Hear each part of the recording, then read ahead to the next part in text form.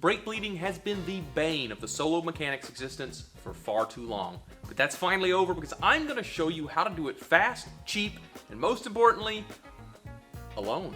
Which is about the only option I have at this point.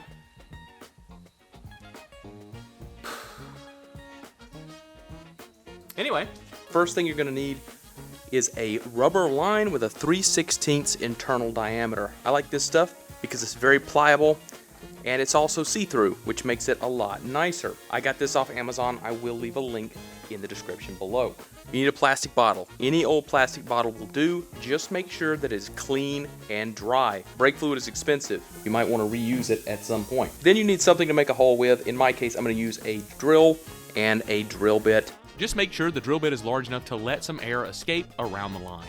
And a wrench in order to back off the bleed screws. Start out by drilling a hole in the top of your bottle. You want to make sure you get all those particles out if there are any. Push the hose almost to the bottom of the bottle so that it will be covered with brake fluid. And congratulations, you have officially made the cheapest solo brake bleeding tool known to man. Now go ahead and fill your bottle up with brake fluid. Just be careful because apparently this is a very complicated step.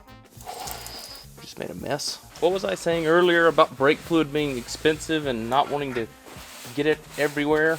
Now go ahead and find the wheel that's the farthest away from the master cylinder, slide that hose onto the bleed screw and loosen the bleed screw itself, and now you're officially ready to start bleeding your brakes. Now all you need to do is slowly pump your brake pedal and all of that air will get worked out on its own.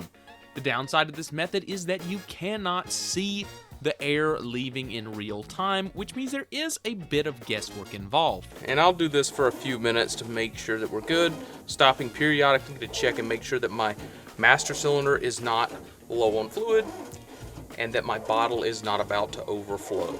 Every time you finish a wheel, just check your pedal, make sure that it's firming up nicely, and that'll tell you that you're getting brakes. And after a few minutes of this, you should work all the air out of your system, the bubbles should stop, and your brake fluid should run clean and clear. Once that happens, just retighten your bleed screw and remove the hose. We're done with this one. We just move on to the second longest one, which is that one over there.